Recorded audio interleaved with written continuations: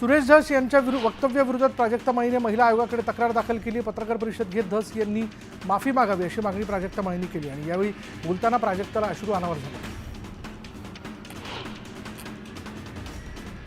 भाजप आमदार सुरेश धस यांनी मंत्री धनंजय मुंडे यांच्यावर टीका करताना प्राजक्ता माळी हिचं नाव घेतलं होतं आणि त्यानंतर संतापलेल्या प्राजक्ता माळीने या प्रकरणात मुख्यमंत्र्यांनी लक्ष घालून धस यांच्यावर कारवाई करावी अशी मागणी केली। स्वतःच्या राजकारणासाठी महिला कलाकारांची नावं घेणं बंद करा, राजकारणात कलाकारांना का खेचता असा सवाल विचारत राजकारण्यांना हे कृत्य शोभत नाही अशा शब्दात प्राजक्ता माळीने सुरेश धस यांच्यावर निशाणा साधला। प्राजक्ता माळीची माफी मागण्यास सुरेश धस यांनी नकार दिलाय। संतोष देशमुख हत्या प्रकरणावर लक्ष विचलित करण्यासाठी प्राजक्ता माळीने पत्रकार परिषद घेतल्याचा आरोप सुरेश धस यांनी केला। प्राजक्ता माळीने सुरेश धस यांचा निषेध केल्यानंतर धस यांनीही प्राजक्ता विरोधात निषेध व्यक्त केला।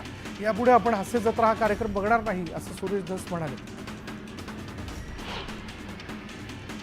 बीड प्रकरणात जे आरोपी फरार आहेत त्यांची संपत्ती जप्त करण्याची प्रक्रिया तातडीने सुरू करण्याचे आदेश मुख्यमंत्री देवेंद्र फडणवीस यांनी सीआयडीचे अतिरिक्त महासंचालक बुर्डे यांना दिले। तसंच बंदुकीसोबत ज्यांचे फोटो आहेत ते जर खरे असतील तर त्या सर्वांचे परवाने रद्द करून या संदर्भात तातडीने फेर आढावा घेण्याचे आदेश बीड पोलीस अधीक्षकांना देण्यात आले।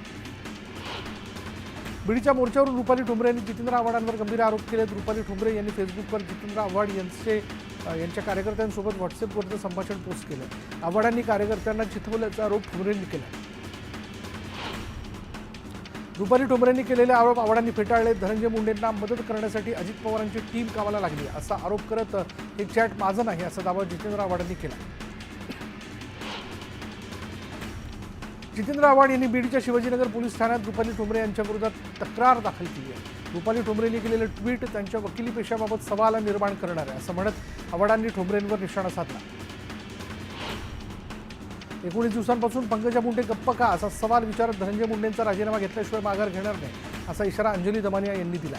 जिल्हाधिकारी कार्यालयासमोर आंदोलन करणार असल्याचंही दमानिया यांनी केले स्पष्ट। राजकीय आशीर्वादापोटी आरोपीला पाठीशी घालण्याचा प्रयत्न होत असेल तर जनता हे सहन करणार नाही। मुख्यमंत्र्यांनी बीड प्रकरणामध्ये पुढाकार घ्यावा असं वक्तव्य खासदार अमोल कोल्हे यांनी केलं। माजी सरपंच संतोष देशमुख यांच्या हत्येच्या निषेधार्थ लाखो नागरिक रस्त्यावर उतरले। काळे कपडे हातात काळे झेंडे घेत नागरिकांसह मोठे नेतेही मोर्चात सहभागी झाले। संतोष देशमुखांच्या मारेकऱ्यांना तात्काळ शिक्षा करावी अशी मागणी यावेळी आंदोलनकर्त्यांनी केली। मोर्चात सहभागी झालेल्या नागरिकांनी संताप व्यक्त केला। मुख्य सूत्रधारांना अटक कधी करणार असा सवाल आंदोलनकर्त्यांनी विचारला। बीडमधील सर्वपक्षीय मोर्चानंतर देशमुख कुटुंबियांच्या वतीने जिल्हाधिकाऱ्यांना निवेदन देण्यात आलं। संतोष देशमुखांच्या मारेकऱ्यांना तात्काळ अटक करण्याची मागणी निवेदनातून करण्यात आली। संतोष देशमुख यांना न्याय मिळावा यासाठी देशमुख कुटुंबीय मोर्चात सहभागी झालं होतं। संतोष देशमुखांच्या नातेवाईकांना आणि कुटुंबियांना अश्रू अनावर झाले। आम्हाला न्याय पाहिजे, या हत्येमागच्या सूत्रधाराला तातडीनं अटक करा अशी मागणी संतोष देशमुख यांच्या कुटुंबियांनी केली। आक्रोश मोर्चादरम्यान संतोष देशमुख यांची मुलगी वैभवी देशमुख भाऊक झाली। आमच्या कुटुंबावर आलेली वेळ कुणावरही येऊ नये असं ती म्हणाली। दरम्यान माझ्या कुटुंबाला न्याय मिळालाच पाहिजे अशी मागणी तिने केली।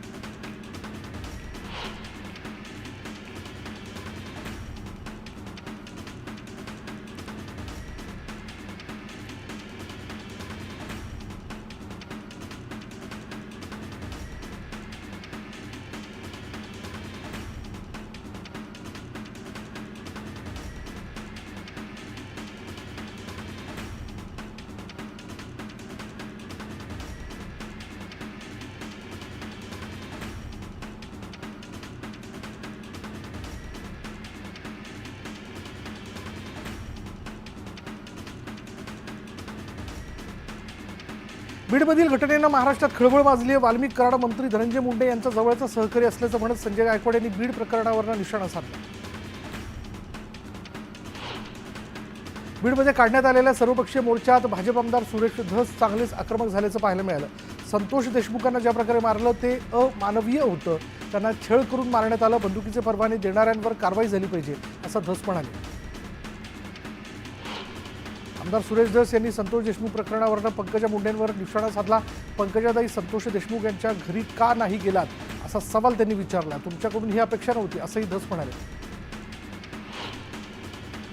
धनंजय मुंडे हे बोगस मतांवर निवडून आले तसा आरोप भाजप आमदार सुरेश धस यांनी केला. धनुभाऊ, तुम्ही 1,42,000 मतांनी निवडून आलात. मतदानाच्या दिवशी तुम्ही लोकांना बदडता असा घणाघात धस यांनी केला. 40 लाखांपैकी 9 लाख वाल्मिक कराडच्या घरी गेल्याशिवाय फाईल मंजूर होत नव्हती. ही बीड जिल्ह्याची करुण कहाणी आहे असा हल्लाबोल सुरेश धस यांनी केला. वाल्मिक कराडने गायरात जमीन लाटली, बंजारा समाजाची स्मशानभूमी घेतली असा आरोपही त्यांनी केला. गोपीनाथ मुंडेंनी मुंबईतील गँगवॉर बंद केलं होतं. तो अनुभव वेगळा असून आजचा अनुभव वेगळा आहे असं सुरेश धस म्हणाले. मुंडे बहीण भाऊ दोघेही एकच आहेत असा आरोपही त्यांनी केला. धनंजय मुंडेंना मंत्रिपद देऊ नका असं मी सांगितलं होतं, मात्र आता जर त्यांना पालकमंत्रीपद दिलं तर मी स्वतः बीडचं पालकत्व घेणार असा हल्लाबोल छत्रपती संभाजीराजेंनी केला. आपला बीडचा बिहार करायचा आहे का असा सवाल संभाजीराजेंनी केला. बीडचा बिहार होण्यापासून थांबवायचा असेल तर सर्वांना रस्त्यावर उतरावं लागेल असं छत्रपती संभाजीराजे म्हणाले. तुमच्यात हिंमत असेल तर धनंजय मुंडेंना आधी मंत्रिमंडळातून हाकलून दाखवा असं आव्हान संभाजीराजेंनी अजित पवारांना दिलंय. अजितदादा नेहमी म्हणतात परखडपणे काम करण्याची माझी पद्धत आहे. जर असं असेल तर आता तुम्ही मुंडेंचा करेक्ट कार्यक्रम करून दाखवा असं संभाजीराजे म्हणाले. बीडच्या सर्वपक्षीय मोर्चात जितेंद्र आव्हाडांनी सरकारला धारेवर धरलं. पोलिसांनी पावलं उचलली असती तर संतोष देशमुखांची हत्या झालीच नसती अशी टीका आव्हाडांनी केली.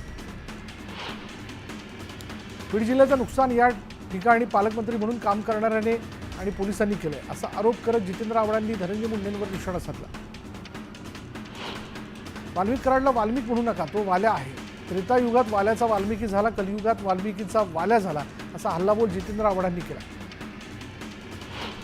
संतोष देशमुख हत्या प्रकरणातील आकाचा मास्टरमाइंड धनंजय मुंडे आहे. त्यांना मंत्रिमंडळात राहण्याचा अधिकार नाही असा हल्लाबोल खासदार बजरंग सोनवणेंनी केला. सरकार मुंडेंच्या मागे असल्यानं त्यांची ताकद वाढली असा आरोपही त्यांनी केला.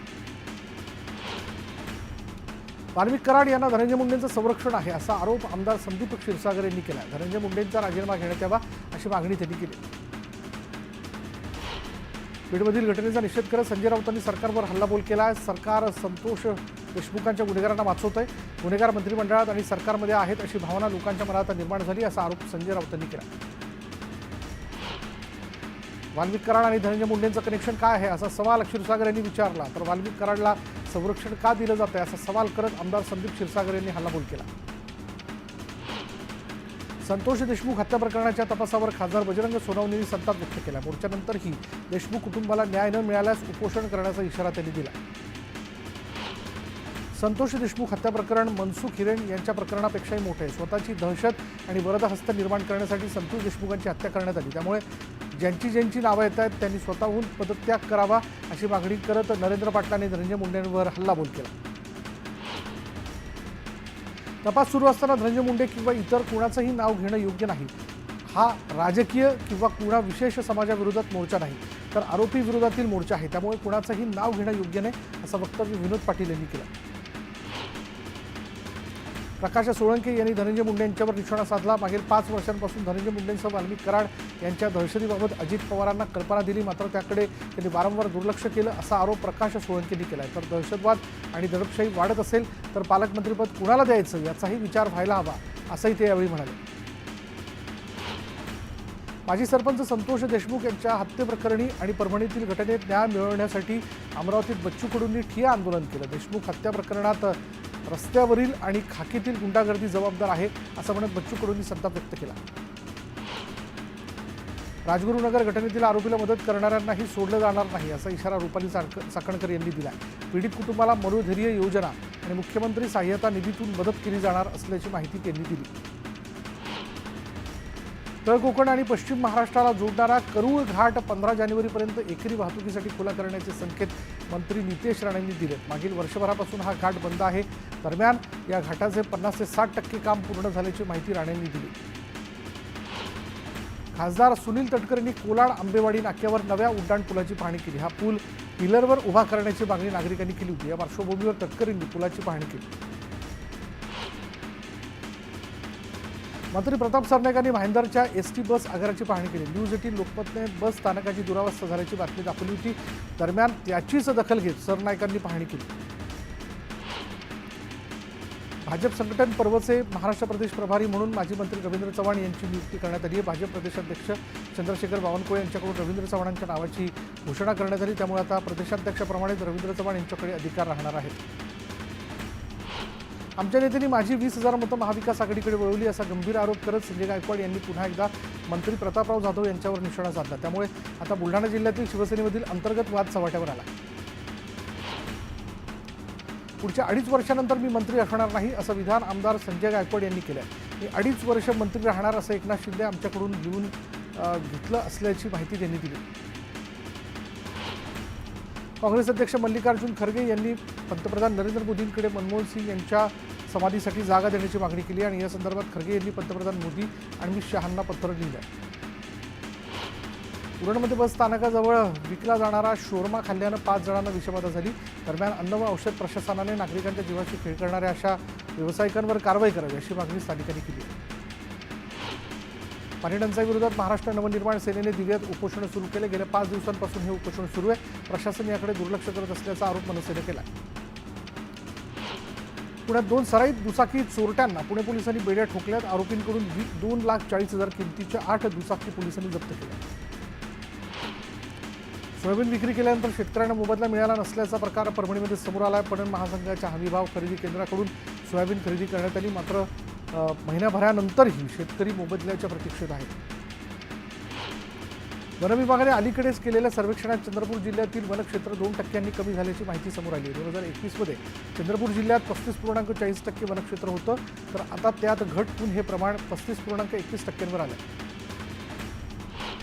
जेजुरीमध्ये नगर परिषदेच्या वतीने शहरातील अतिक्रमणावर कारवाई करण्यात आली। दरम्यान या कारवाईवेळी परिसरात पोलीस बंदोबस्त तैनात करण्यात आला होता। ठाकरे गटाच्या सांगली ते तुळजापूर आशीर्वाद यात्रेचा आज प्रारंभ झाला। सांगलीचे कट्टर शिवसैनिक हरिभाऊ पडळकर मागील 20 वर्षांपासून आशीर्वाद यात्रा काढतात। चंद्रभागा नदीची स्वच्छता करण्यास पालिका प्रशासन आणि मंदिर समितीने सुरुवात केली। न्यूज 18 लोकमतने नदीच्या दुरावस्थेची बातमी दाखवली होती आणि या बातमीनंतर प्रशासनाला जाग आली। 2 मुलींच्या हत्येच्या निषेधार्थ राजगुरुनगरमध्ये निषेध मोर्चा काढण्यात आला। या मोर्चात महिलांनी मोठ्या संख्येने सहभाग घेतला। घटनेतील आरोपींना फाशी देण्याची मागणी आंदोलकांनी केली।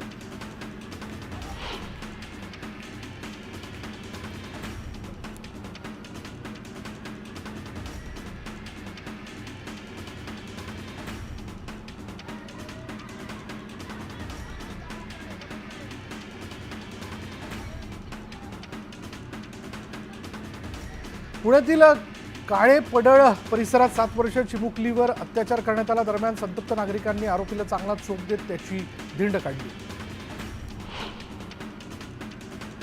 नवी मुंबई आंतरराष्ट्रीय विमानतळावर वायुदलाचे C-295 आणि सुखोई 30 या विमानांच्या यशस्वी लँडिंगनंतर पहिलं विमान दिल्लीहून लँड होणार आहे आणि त्यामुळे विमानतळ लवकरच सुरू करण्याच्या प्रयत्नात केंद्र सरकार पावलं उचलतं आहे। सोयाबीनला सरकारनं 4,892 रुपयांचा दर दिलाय, मात्र शेतकऱ्यांना बाजारात केवळ 3,200 ते 3,700 रुपयांचा दर मिळतो। त्यामुळे कृषी उत्पन्न बाजार समितीत हमी भावापेक्षा कमी भावात सोयाबीन खरेदी होत असल्यानं शेतकरी आर्थिक संकटात सापडला। नांदेडमध्ये सततच्या बदलत्या हवामानामुळे मोसंबी पिकाला फटका बसलाय। नांदेडच्या नायगावमध्ये बदलत्या हवामानामुळे मोसंबीच्या पिकाला गळती लागली। रावेर आणि यावल तालुक्यात गारपिटीमुळे झालेल्या नुकसानीची आमदार अमोल जावळेंनी पाहणी केली। शेतकऱ्यांना लवकरात लवकर मदत मिळवून देण्याचं आश्वासन त्यांनी यावेळी दिलं। कोपरगावमध्ये अवकाळी पावसाने हजेरी लावली। दरम्यान अचानक आलेल्या पावसामुळे नागरिकांची चांगलीच तारंबळ उडाली। नंदुरबारच्या अक्राणी तालुक्यात अवकाळी पावसाच्या सरी कोसळल्यात। या अवकाळी पावसामुळे तालुक्यातील आंबा पिकांचं मोठ्या प्रमाणात नुकसान होण्याची शक्यता आहे। अनेक झाडांवरील आंब्याचा मोहर गळून पडल्याचं चित्र आहे।